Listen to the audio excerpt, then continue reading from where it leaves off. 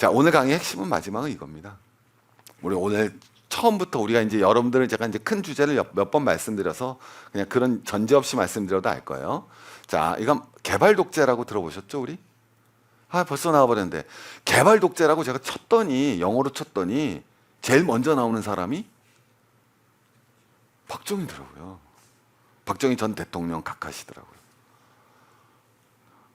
깜짝 놀랐어요. 그래서 개발 독재에서 저 사진 나와서 새벽 종이 울렸네, 새 아침이 밝았네. 자, 우리, 죄송해요. 이게 나오는 거죠. 자, 그러면 제가 오늘 말씀드릴 건 개발 독재의 독재를 말씀드리려고 그러는 게 아니에요. 그냥 독재가 아니잖아요. 무슨 독재라고 그래요?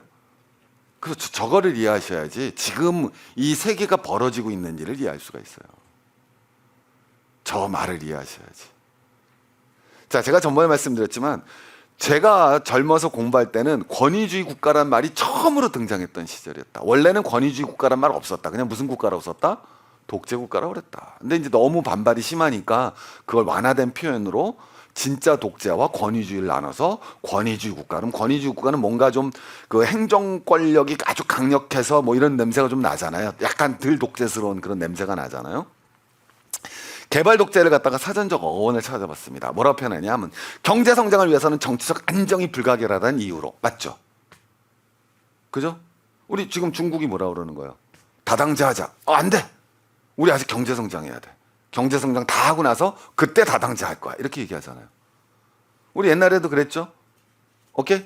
야, 민주화하자. 안 돼. 지금 무슨 소리야? 아직 우리는 민주화 단계가 아니야. 뭐가 민주화 단계가 아니라는 거예요? 그건 정치 얘기를 하는 게 아니잖아요. 전형적인 뭐예요? 근대화론. 우리 정치 이론의 근대화론. 옛날 립셋이라는 미국 정치학자로부터 출발된 근대화론의 핵심이 뭐냐면 경제가 일정 수준 발전하면 저절로 정치 민주화는 이루어진다. 이게 립셋의 근대화론의 핵심 가정 대전제예요. 다시 뭐라 표현했습니까? 일정한 경제적 발전이 이루어지면 정치적 발전이 이루어진다. 왜? 이 근대화론은 굉장히 파워풀한 이론이었어요. 왜? 1960년대에 나온 이론인데 1960년 전까지는 그 근대화론이 기본적으로 다 맞았어요. 왜? 경제가 발전하니까 유럽이 다 정치 민주화가 이루어졌어요.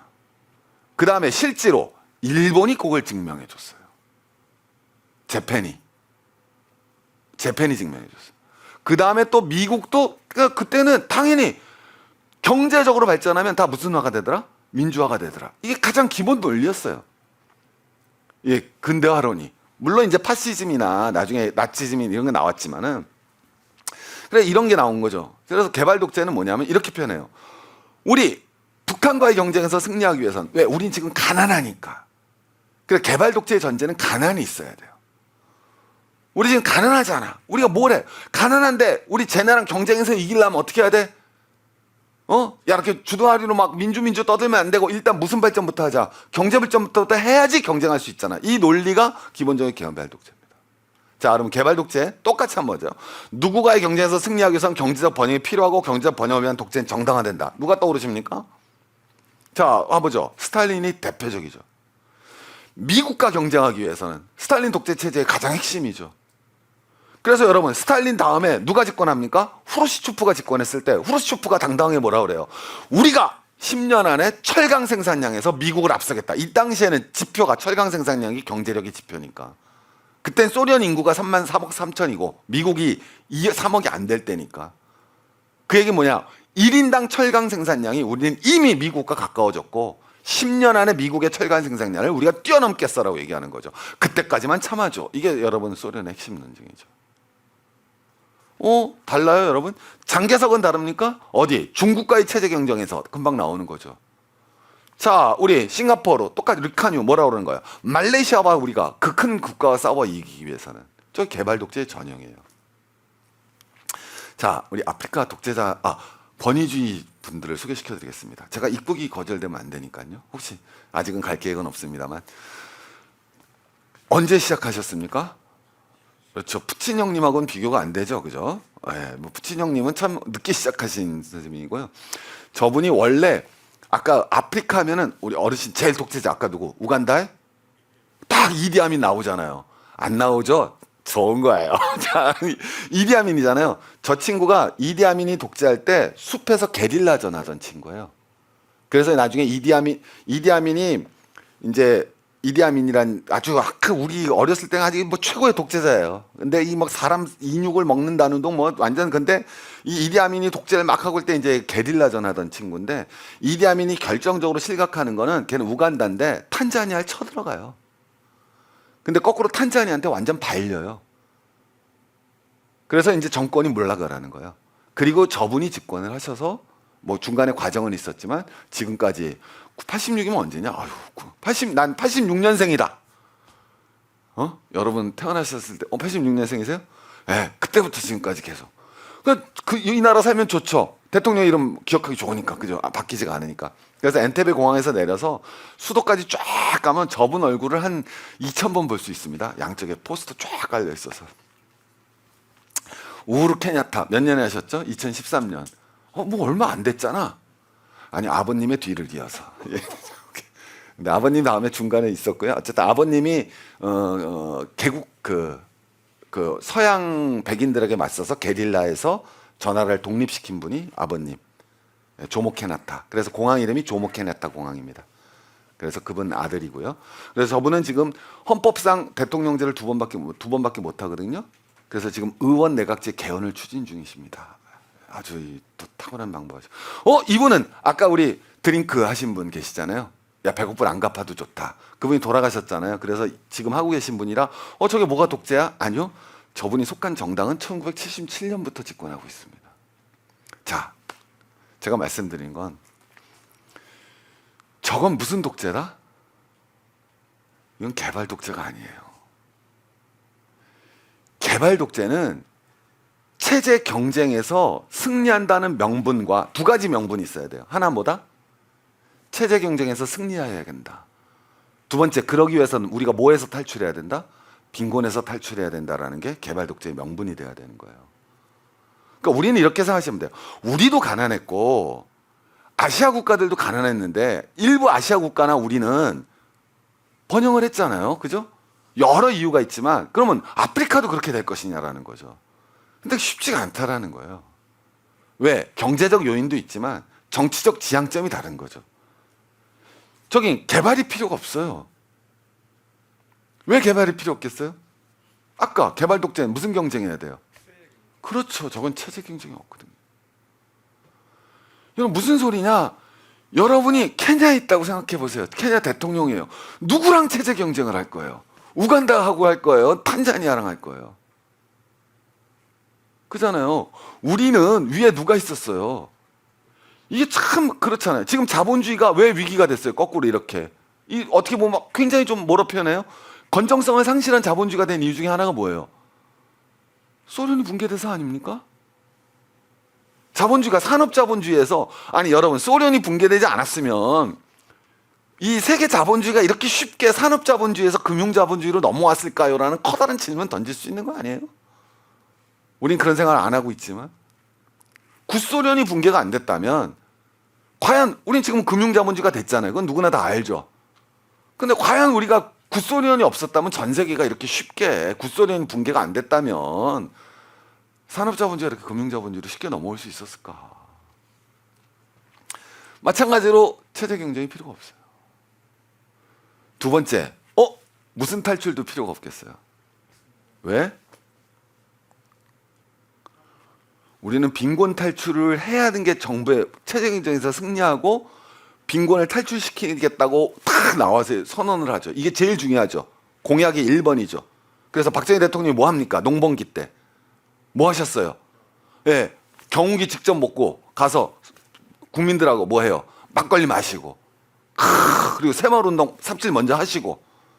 근데 저기는 우리랑 다른 게 대통령의 빈곤 탈출보다 더 중요한 목표가 있어요. 바로 아프리카는 내전이라고 그랬지만 우리 맨날 선 거서 나라가 이루어졌다. 이상한 나라라고 생각하잖아요. 우리도 남북한 선 거져서 만들어졌어요. 착각하지 마세요. 우리도 38선으로 만들어진 나라예요. 6.25 없었으면. 되게 웃기죠. 그래서 아프리카 국경선은 이상하게 선으로 돼 있어. 우리가 그래요. 6.25가 없었으면. 맞잖아. 자로 걷잖아요. 우리도. 무슨 소리예요? 38선이 뭐예요? 쟤네도 똑같죠. 근데 아프리카는 우리랑 다른 게 이제 저번에 말했던 제레미 다이아몬드의 논리가 나오는 거죠. 그걸 인용을 하자라면 말씀드렸지만 저기는 뭐가 더 많다? 큰 강이 없다고 쳐봅시다. 그리고 가는 데마다 폭포가 다 떨어져요. 맞아. 그래서 가서 폭포가 다 멋있어요. 그리고 지형이 달라서 부족이 엄청 많은 거예요. 근데 그걸 갖다 서구 애들이 막 잘라놨죠. 그러니까 저 나라는 제일 중요한 게 저게 케냐 부족 민들에 저렇게 써놓은 거야. 부족. 그래서 우리는 모르는데 인도랑 완전 재밌는 거야. 인도는 부족이 저렇게 많지만 언어도 되게 많죠. 근데 인도는 그것보다 더 심각한 문제가 뭔 거예요? 그렇죠. 왜? 걔는 서로 우리 한국 사람은 가서 보면 모르지만 걔는 딱 보면 알잖아요. 너 무슨 계급이구나. 어떻게 아는지 기가 막히게 알잖아요. 여기 가시면 우리는 모르는데 다 서로 대강 알아요. 너 어느 부족이구나. 그리고 몇 개 주류 부족이 다 해먹는 거라고 표현하시면 됩니다. 그러니까 저기는 이 부족 간의 이런 권력 이런 문제들을 어떻게 이게 훨씬 더 큰 문제입니다. 그래서 실제로 그래서 여러분 보시면 우간다 막 언어 보세요. 언어는 어떻게 돼 있는 거냐면 우리 아프리카어 하면 무슨 어라고 생각하세요? 들어보셨을 텐데 무슨 어가 아프리카어다? 스와힐리어라고 그러잖아요. 그죠? 아랍은 아랍어고. 근데 아랍어는 아랍 애들이 거의 다 쓰죠. 왜냐하면 옛날에 아랍이 한 제국이었으니까. 그죠? 그래서 아랍어는 서로 다 통용이 됩니다. 아랍 사람들끼리 굉장히 통용되는 언어인데 스와힐리어는 그렇게 생각하시면 안 돼요. 그래서 스와힐리어는 어디까지 쓰냐면은 케냐 쓰고 탄자니아까지 써요. 근데 우간다는 저기 쓴다 그러지만 거의 없어요. 네. 근데 공용으로 걔네들이 다 통하는 건 영국 식민지였으니까 영어가 통하죠. 그런 상황인데 뭐 다 언어가 전 무슨 언어 서로 모르니까 탄자니아도 마찬가지고 저 120개 부족. 그러니까 저기 대통령의 1차적 과제는 뭐겠어요? 우리 부족의 우월적 지위를 유지하면서도 우리나라를 구성하는 부족들 간에 내전이 발생하지 않게 하는 것. 그리고 나의 권력을 유지하는 게 기본이에요. 여러분, 제가 이 말씀 왜 드리시면 권위주의 정부를 바꾸면 독재잖아요. 러시아는 개발 독재에 가깝겠어요? 지금 이독재에 가깝겠어요? 부채. 옛날 스탈린 때는 개발 독재에 가깝지만 지금 러시아가 미국과 경제 경쟁을 한다고 생각하는 러시아 국민이 한 명이라도 있을까요? 그 말을 이해가시죠? 여러분 생각해 보세요. 김일성하고 김정은이 뭐가 다른가 해보세요. 우린 다 똑같다고 생각하잖아요. 김일성은 개발 독재예요. 그죠? 박정희랑 똑같은 개발 독재였어. 똑같다고 너무나 다른. 그러나 사회 정치 과학적으로는 같을 수도 있는 무슨 독재다? 개발 독재였어요. 근데 김정은은 개발 독재가 아니죠. 김일성 때는 개발하지 못하면 체제가 위험했을 거예요. 당연하잖아요. 지금 김정은이가 북한 주민들이 빈곤에서 탈출 못한다고 경제 발전 못한다고 정권이 흔들렸어요? 아니잖아요. 저 정권의 목표가 뭔가를 보셔야 되는 거예요. 북한은 이미 체제 경쟁이 없어요. 왜? 60년, 70년 때는 우리랑 체제 경쟁을 했지만 지금 북한이 우리랑 체제 경쟁한다 그러면 여러분 괜찮아요? 어이도 없어요. 어이가 괜찮아요 여러분? 그냥 어이가 없잖아. 내가 우리랑 무슨 체제 경쟁을 해? 걔네는 국민소득 1,000몇 불이고 우리는 국민소득이 지금 35,000불인데 니네 30명 뭐야 우리 한 명인데 말이 안 되잖아요. 그걸 보셔야지 사회가 이해가는 거예요. 근데 우리는 다 그냥 똑같이 생각을 하죠. 그러다 특히 우리 한국은 기성세대 분들은 이게 기성세대 분들은 뭐 여러 문제가 있을 수 있지만 뭐냐면 우리가 겪은 건 개발 독재이기 때문에 다른 나라에서 이루어지는 것도 개발 독재라고 생각해요. 우리가 겪은 게 냉전이기 때문에 지금 다가오는 신냉전도 냉전과 똑같다고 생각하는 거예요. 엄청난 차이입니다. 독재라고 같은 독재가 아닌 거예요. 이건 개발 독재예요. 개발 독재가 아니죠. 그럼 우리가 하나하나씩 김정은 정권의 독재의 성격이 파악이 되죠. 박정희 독재랑 김정은 독재가 어떻게 다른가? 김일성 독재랑은 완전 다른 거잖아요. 그죠? 그럼 보세요. 아까 나오는 게 체제 경쟁일 때는 생션, 제재가 효과가 있는 거예요. 걔네 경제를 멈추게 되면 오케이? 걔네 명분이 사라지잖아요. 그죠? 근데 이런 데는 이미 그게 없는데 제재가 효과가 있겠어요? 없겠어요? 저는 도덕적 얘기를 하는 게 아니에요. 도덕적으로 해야 되는 건 해야 되는 거죠. 차원이 다른 거라는 거예요. 1960, 70년대 김일성 정권일 때 경제 제재가 이루어졌어요. 타격을 안 먹어요? 무조건 먹지. 경제 성장률 8%씩 때리고 북한 애들 다 우리보다 잘 산다 그러고 떵떵거리고 있을 텐데 지금은 뭐 이미 갈 때까지 다 갔는데 체제 경쟁이 없는데 김정은이 나와서 빈곤 탈출이 1차 목표예요? 아니면 핵 개발이 1차 목표예요? 당연하잖아요. 체제를 지키고 목표가 달라졌잖아요. 자, 그 다음에 상황입니다. 그래서 아까 말씀드렸지만 에티오피아라는 나라는 원래 여기 있는 에리트리아도 원래 이디오피아였어요. 근데 이건 내전해갖고 분리 독립한 나라입니다. 분리 독립하는 바람에 이디오피아가 해안을 항구를 하나도 못 가지게 되는 내륙 국가가 돼버리는 게 바로 에티오피아가 에리트리아랑 나눠지게 되면서 이루어진 일이에요.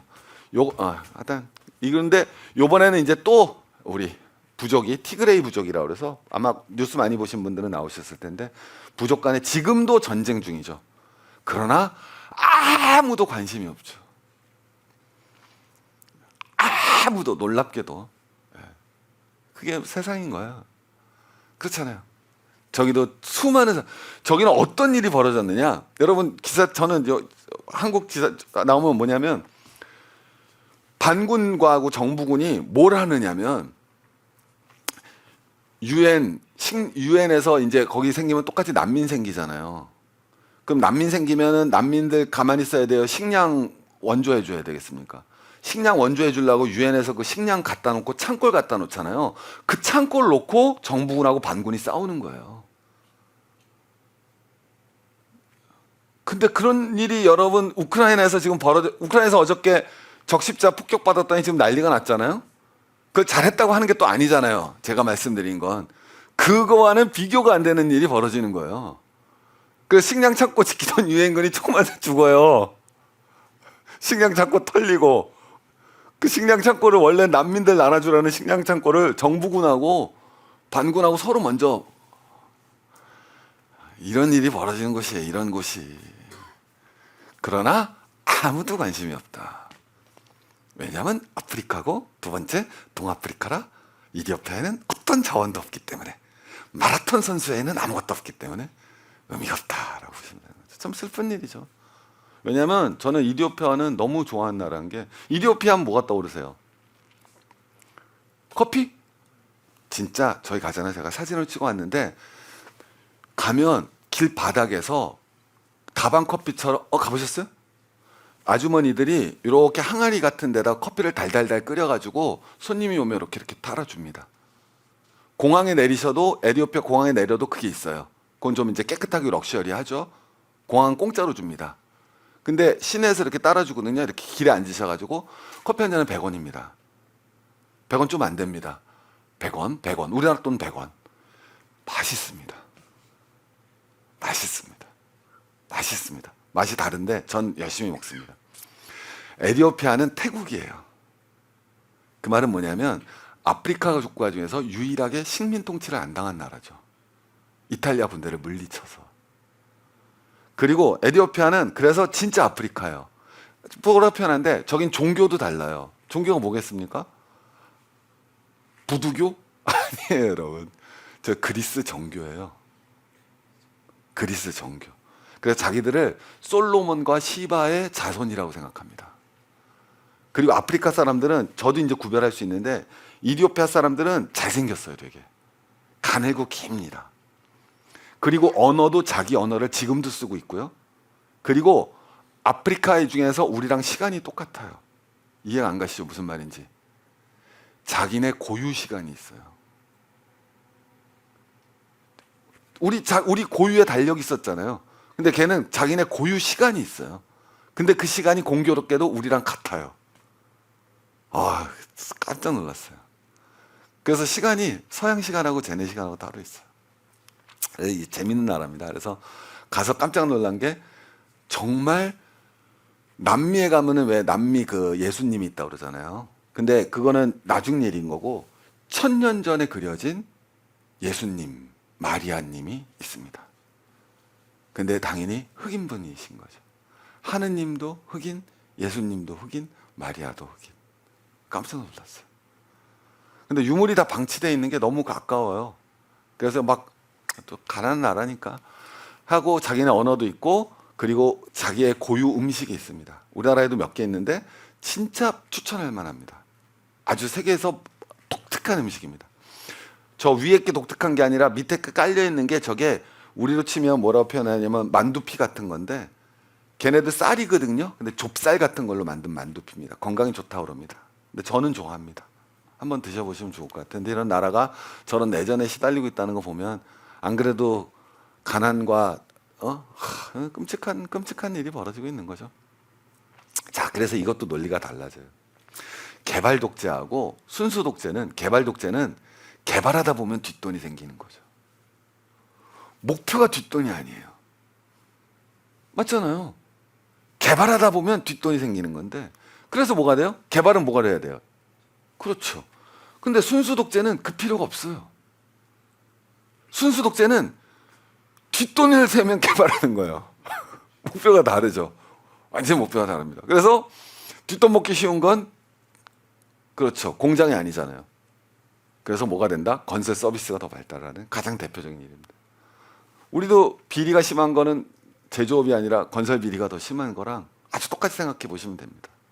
얼마나 건설을 선택하기가 쉽겠어요. 너무너무 걱정이 되는 거죠. 그래서 수출이 안 되고 기술 집약도 안 되고 환율이 하락해도 경쟁력이 안 생깁니다. 자, 이걸 한번 비교하시면 되겠습니다. 여러분, 우리가 고속도로 깐 거 박정희 대통령이 각하가 되게 잘하셨다고 그러잖아요. 자, 그럼 똑같이 에티오피아도 고속도로를 깝니다. 그럼 이건 왜 잘한 거고 이건 왜 잘한 게 아닐까요? 보시면 나오잖아요. 저게 우리나라 무역량이 증가하는 거죠. 왜 야당이 반대했어요? 경부고속도로 깔을 때? 왜 돈 낭비라고 한 거죠? 야, 저 깔아서 뭐에다 쓴다고? 근데 야당의 시각이 잘못됐다고 하는 이유는 뭐예요? 뒤돌아보고 나니까 거기를 트럭이 꽉 메우더라. 맞잖아요. 그래서 할 말이 없어진 거 아니에요? 오케이? 근데 이거는 왜 할 말이 없어요? 딱 만들었어요. 그러나 만들 때도 텅, 지금도 텅, 텅텅텅. 거기다 이제 도로를 또 중국 분들이 깔아주셨으니까 또 우리가 이렇게 나쁘게 폄하하는 게 아니라 우리가 깐 거랑은 또 좀 틀리겠죠? 그럼 이제 막 가다 보면 아까도 보셨지만 막 간판 생겨져 있죠? 이제 막 파이고 홈파이지니까 그러면 아프리카 분들이 배운 기술이 없으니까 자기 스스로 못 메꾸겠죠? 그럼 또 중국에다 요청을 해야겠죠? 이해되는 거죠. 이 진짜 너무너무 힘든 나라가 됐다. 여기까지 아프리카 말씀드리겠습니다.